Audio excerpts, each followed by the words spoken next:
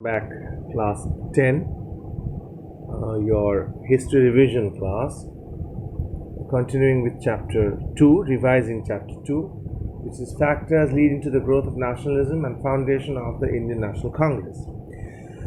So today we'll start revising with economic exploitation.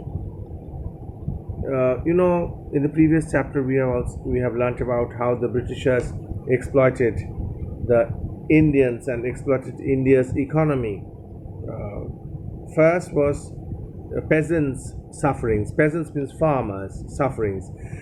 Under the zamindari system, the peasants were left absolutely at the mercy of the landlord, who could drive them off their land at any time. So it was under the mercy of the zamindars, under the whims and fancies of the zamindars can drive them out anytime from their land. The royalty system, that is the individual peasant proprietorship, also was no less than a harsh zamindari system. The Indian peasants had to sell their produce at cheap prices in order to satisfy the greed of the moneylenders and the zamindars and the government officials. So it was a continuous process, and in this continuous process it increased the indebtedness of the peasants. Second was handicrafts stagnated. Stagnated means stopped totally. Stagnant water. We have learnt in environmental studies that in stagnant water the mosquitoes breed in stagnant water. Stagnant means not moving, stand still. So the handicrafts also stood still because the British rule had a very damaging effect on Indian handicrafts. Heavy duties were imposed on goods imported from England, imported into England from India. Further, British goods were forced upon India, and since she was at the mercy of the foreign masters, she means India. Second was dissatisfied educated youth.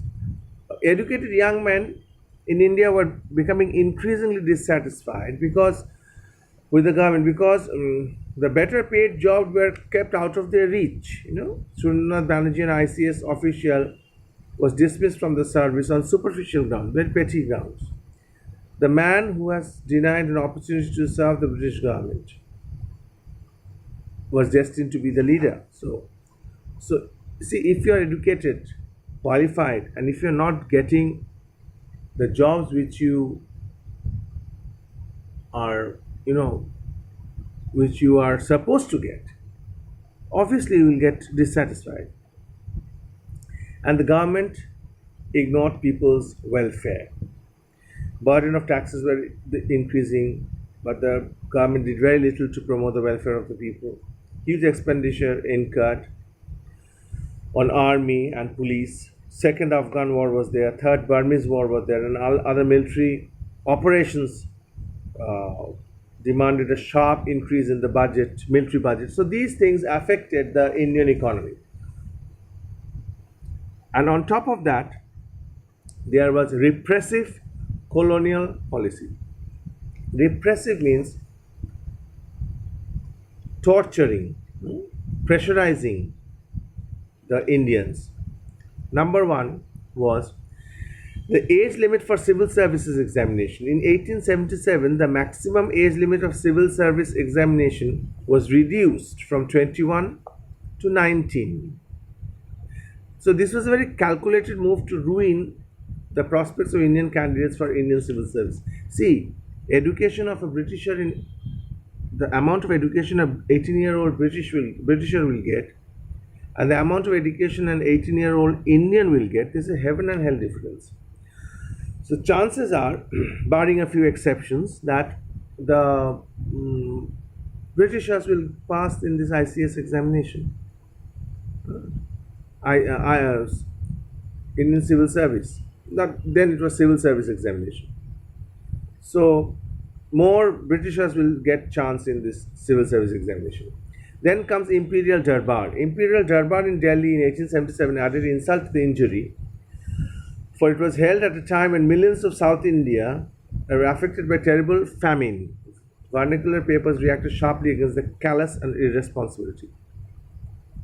So you are having a darbar, you are having a royal party, you are having a royal darbar when South India especially was reeling under famine. The press regulations. The government tried to silence oppositions by enacting Vernacular Press Act and the Arms Act of 1878. The Vernacular Press Act crushed the freedom of the vernacular papers. The act required the editors to publish nothing that would excite dissatisfaction against the government. Many editors who opposed the act were sentenced to jail. Then comes the Indian Arms Act. The Indian Arms Act made it a criminal offense for Indians to keep or bear arms without license. So, if you're an Indian, if you want to keep arms, if you want to keep an ammunition, gun, or whatever, you should have a license. But it was not in the case of Britishers. Britishers did not need any license. Then comes the Ilbert Bill controversy. Lord Ripon, who succeeded Lord Lytton, tried to reduce some grievances, some problems of the Indians. But his attempts were marred, spoiled by the controversy of the Ilbert Bill. At that time, no Europeans could be tried for criminal offence except by an European judge or magistrate. So, if an European was guilty of some crime, the judge who will be in front of whom the European will appear should be a European. Lord Ripon tried to do away with this absurdity. Accordingly, a bill was introduced in 1833 by Ilbert, the Law Minister of Governor General's Executive Council. The Anglo-Indian community carried a wild agitation against this measure. The government ultimately withdrew the bill and negotiated a compromise. And what was the compromise? The Indian district magistrate and judges were empowered to try European offenders on the condition that the accused were to have the benefit of trial of jury. So, what was the compromise? The compromise was that Indian district magistrates and judges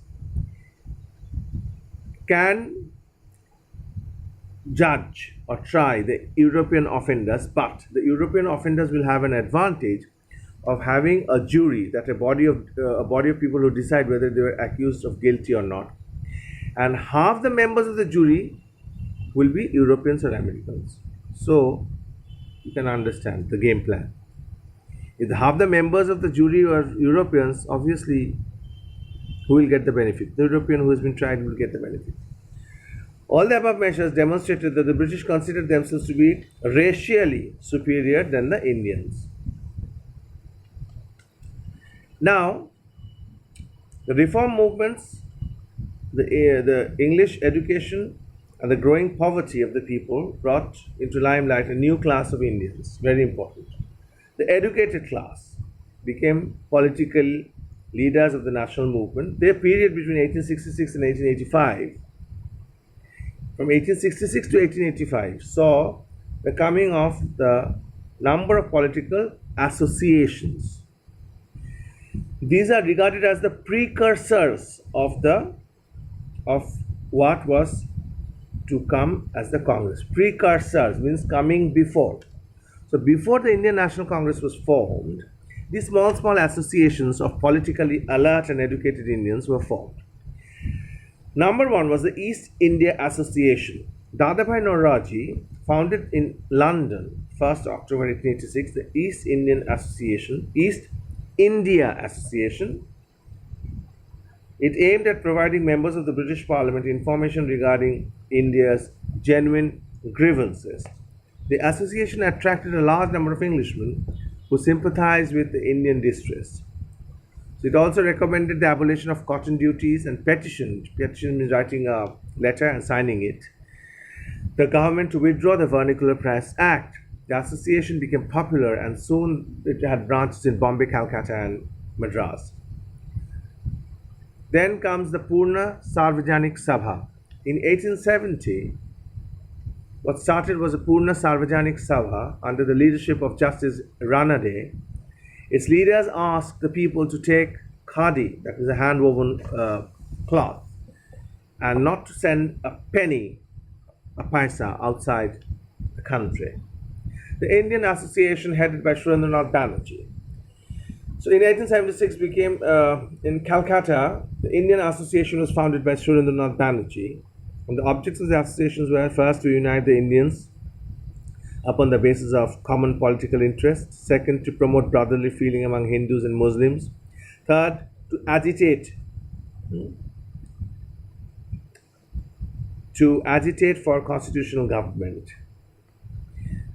Association launched agitations against Arms Act, Vernacular Press Act. Srinivas Banerjee led an all India campaign for better representations of Indians in the Indian civil service. The Bengali, a daily newspaper edited by Srinivas Banerjee, became the chief organ of the association. By 1884, the association had almost 44 branches. Now comes Indian National Conference. See, all these associations, that means the Indian East India Association, Purna Sarvajanik Sabha, and the Indian Association headed by Srinivas Banerjee, these associations were mainly local in character. They were organizing and they were operating locally, not pan-India. There had been an urge for an all-India organization. Srinivas Banerjee took the lead and convened, it's called, the Indian National Conference, which met in Calcutta in 1833. The Indian National Conference attracted leaders from all the parts of India. Anand Mohan, who presided, described the conference as the first step to a national parliament. The conference was the forerunner of Indian National Congress, founded in 1885. It was merged with the Indian National Congress in 1886. Now, the conference was the forerunner, came before the Indian National Congress, which was founded in 1885. And when Indian National Congress was formed, it merged. It became together with the Indian National Congress. Now comes the Indian National Congress. The birth of Indian National Congress was an event for very great significance in the history of India. It was the first All India Association of a permanent nature. It was a permanent association. With it began a new era, new age, in the political life of India. Mr. A.O. Hume, a retired civil servant, addressed a circular letter to the graduates. And what happened was, Mr. A.O. Hume was a retired civil servant. He circulated a letter to the graduates of Calcutta University in which he said, whether in the individual or nation, all vital progress must spring from within. All progress should come from within. And it is to you, her most cultured, enlightened minds, that the country must look for initiative. That means, if he wanted, it was an appeal to the Indian graduates to come forward and form an association. The appeal had desired results. The Indian National Congress was thus founded. The first session was held in 1885, December, at Bombay, important, under the presidency of W.C. Banerjee. He was a leading barrister. A.O. Hume played a major role in the formation of the Congress. That is why he is considered the father or founder of the Indian National Congress. Important. Gopal Krishna Gokhale feared, had the founder of Congress not been an Englishman, the retired civil service of the government probably would have found some way to oppose or suppress the movement in its infancy. So it was a good thing that the founder of the Indian National Congress was European. So otherwise it would have been crushed in infancy. The first session was attended by 72 delegates from all over India. It was attended by eminent persons like Dadabhai Naoroji, W.C. Banerjee, K.T. Telang, Firoz Shah Mehta, Baharuddin Taibaji, and Subramaniam Iyer, N.G. Chandra, and Justice Ranade, and Ramji Malwari. Their names are not that important, but the first session was held in Bombay under the presidency of W.C. Banerjee. This is important. So what were the immediate objectives? Important. Number one, to enable national workers from all parts of India to become personally known to each other. The workers of the Congress should know each other personally. Number two, to end all racial, religious, and provincial prejudices and to promote a feeling of national unity among all lovers of the country. So racial, religious prejudices, ego should be kept aside. Number three, the formulation of popular demands and vital Indian problems, and the presentations before the government. So, whatever demands it should be formulated, problems should be kept, and it should be presented in front of the government. To train and organize public opinion in the country. Train and organize the public opinion should be there in the country. To decide upon the political tasks or jobs to be undertaken during ensuing years. Whatever political jobs and tasks will be done in the coming years should also be discussed. So, Congress met every year during Christmas holidays. The second session of Congress was held in Calcutta in 1886 with Dadabhai Naoroji as president. The third session was in Madras, 1887, presided by Badruddin Tyabji. These three sessions are important: when it was held, where it was held, and by whom it was presided over. It attracted more than 600 delegates from all over the country. So, what were the demands of the Congress during the infancy? First, expansion of legislative councils. 2, reduction of military expenditure. 3, holding of Indian civil service examinations both in England and India. 4, spread of both general and technical education. 5, wider employment of India in higher services. 6, people's right to carry arms. 7, appointment of Royal Commission to inquire into the working of the Indian administration. These were the demands during infancy, but it is different from the immediate demands. Immediate demands are different from these demands. So if a question comes, what were the immediate demands? Please write the immediate demands. So if a question comes, what were the demands of Congress in its infancy? Write these demands. Okay, so don't confuse them.